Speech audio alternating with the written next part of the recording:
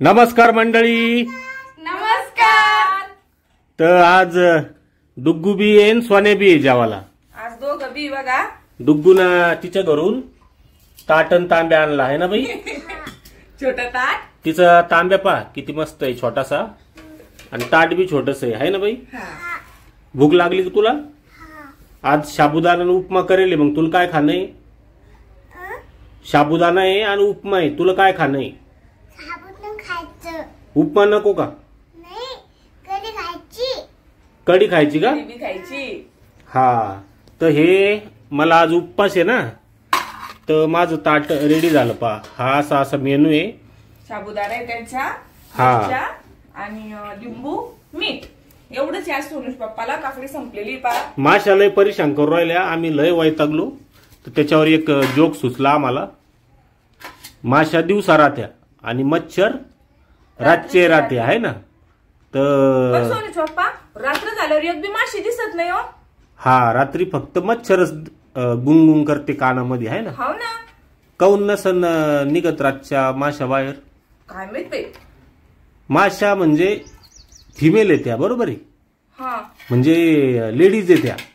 मग रातच्या लेडीज घराच्या बाहेर निघत नाही ना. नाही बाई, लेडीज नाही निघत रातच्या. म्हणून माशा मग घराच्या बाहेर निघत नाही रातच्या. काही नाही का सोनूश पप्पा? आणि पाठीमाग मी एक फेसबुकला पोस्ट टाकली होती की उपवासाला लिंबू चालतं का. तर एका दादानं कमेंट केली की चालत नाही बुवा लिंबू उपवासाला. काऊन नाही चालत? तर त्याला पाय नाही, ते कसं चालन म्हणे. बरोबर आहे दादाचं. मग हा, ताक दे. डुग्गूला जोक कळत नाही अजून. आणि हे सोन्याचं ताट आलं. गाजर, चपाती, कढी, लिंबू आणि उपमा.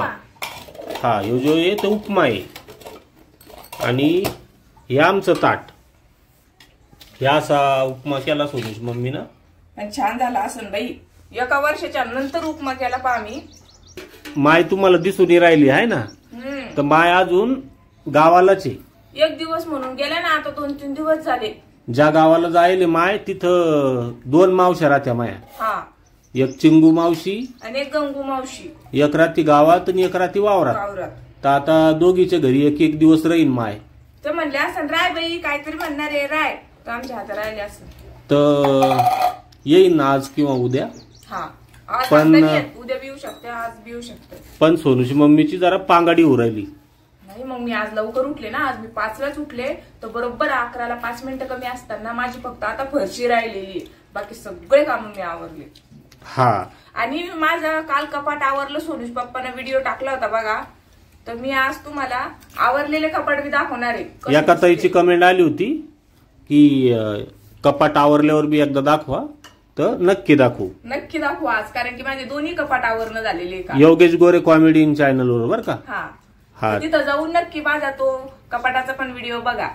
हा, तर डुग्गून चालू केलं पहा. सोनून चालू केलं, डुग्गून चालू केलं, मी पण चालू करते, कारण की आम्हाला आग लागली आता भूका. चांगलं झालं का रे? एक नंबर. खा आता, खा मग. डुग्गू कच झालं जेवण बाई? छान झालं बाई. छान झालं. तर चला मग मंडळी जेवायला. धन्यवाद. बाय. धन्यवाद